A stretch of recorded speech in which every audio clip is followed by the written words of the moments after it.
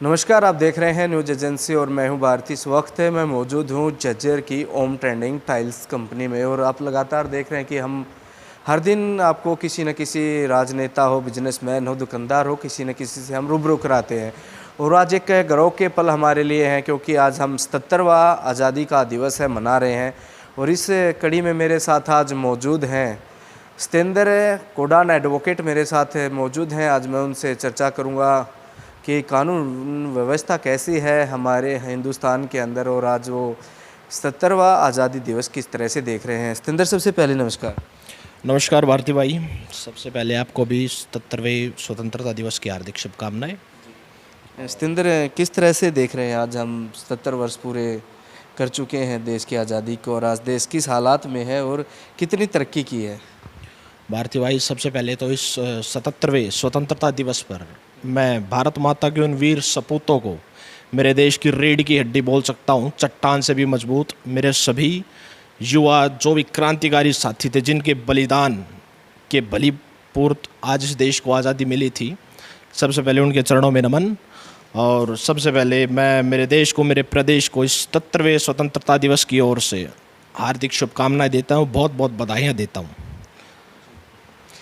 और जिस तरह से आप बातचीत कीजिए कि हरियाणा के क्या हालात मानते हैं कानून व्यवस्था को लेकर।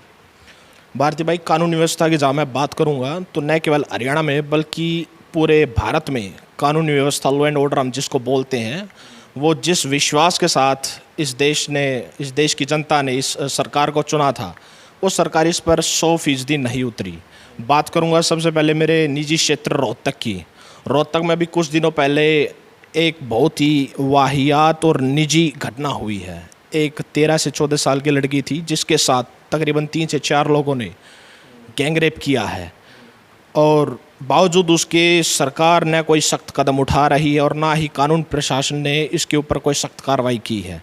बल्कि मैं तो इस चीज़ को लेकर बड़े ही आश्चर्यजनक था कि जिस प्रकार से नूह में अभी जो वाक़या हुआ था उसको लेकर जिस प्रकार से भाजपा सरकार ने वहाँ बुलडोज़र चलाने का काम किया, क्या इस वारदात के बाद भाजपा सरकार खट्टर साहब का जो बुलडोज़र है क्या उस होटल पर भी चलेगा, उन दोषियों के मकानों पर भी चलेगा, उनकी ज़मीनों पर भी चलेगा? ये कहीं ना कहीं एक बड़ा सवाल है कि मेवात में जिस तरह से घर गिराए गए, होटल गिराए गए, ऐसी हिंसा तो उससे भी ज़बरदस्त है। जो घिनौना काम हम बोल के चले वो रोहतक में हुआ है। और इससे पहले पूरे देश की मैं बात करूं, मणिपुर में भी इस तरह की घटनाएं हुई, फिर राजस्थान में एक लड़की के साथ इस तरह की घटनाएं घटती जा रही हैं। तो आगे की दिशा क्या मान के चलते हैं, देश किस दिशा में जा रहा है? देखिए भारती भाई, मेरे देश भारत में माँ और बहन को सर्वोपरि दर्जा दिया गया है। यदि इस देश में उनकी इज्जत, उनका मान सम्मान हम ढंग से नहीं कर पा रहे या फिर उनको उस मान सम्मान के साथ प्रोत्साहन नहीं दे पा रहे, उनको आगे नहीं बढ़ा पा रहे, तो ये बड़े ही बेइज्जती की बात है। मैं ये कहूँगा धिक्कार है इस सरकार पर जो इस तरह के अपराध इस देश में, इस प्रदेश में हो रहे हैं। और जिस तरह से आप स्टूडेंट हैं, लॉ के स्टूडेंट भी हैं, शिक्षा किस दिशा में है हरियाणा की? भारती भाई, शिक्षा को लेकर मैं बात करूँ तो आज बेरोज़गारी दर है वो कहीं ना कहीं हरियाणा में बढ़ा है।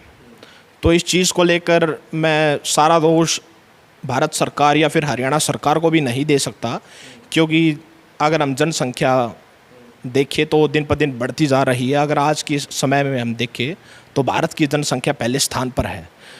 तो रोज़ के रोज़ हम लाखों रोज़गार पैदा तो नहीं कर सकते, लेकिन मैं ये ज़रूर कहूँगा सरकार उन लोगों को ज़रूर रोज़गार दे जो काबिल है, जो लायक है, जिनका रोज़गार का हक बनता है। सरकार उनसे रोज़गार न छीने, और जो लोग रोज़गार में लगे हुए अपनी नौकरियां कर रहे हैं, सरकार से भी विनम्र निवेदन करूँगा कि उनकी नौकरियां न छीनी जाए। दिन प्रतिदिन आप देख रहे हो कि जिस प्रकार से प्रदर्शन चल रहे हैं, तो ये कहीं ना कहीं इस प्रदेश को कमज़ोर करने की प्रक्रिया है। आप युवा हैं, मैं भी युवा हूँ, और युवा एक नशे की गर्त में जा रहा है लगातार। उन युवाओं के लिए आज विशेष दिन है, हमारे आज़ादी का पर्व है, क्या संदेश देंगे? भारती भाई, इस चीज़ को लेकर तो मैं एक ही बात कहूँगा, मेरे बड़े बुज़ुर्गों से मैंने एक ही बात सीखी है कि इंसान से दो चीज़ें नहीं छीनी जा सकती, एक उसका ज्ञान, एक उसका बल। इंसान यदि शिक्षा कम प्राप्त करता है और यदि बल से परिपूर्ण है तो वो इंसान जीवन भर खुशी खुशी रह सकता है।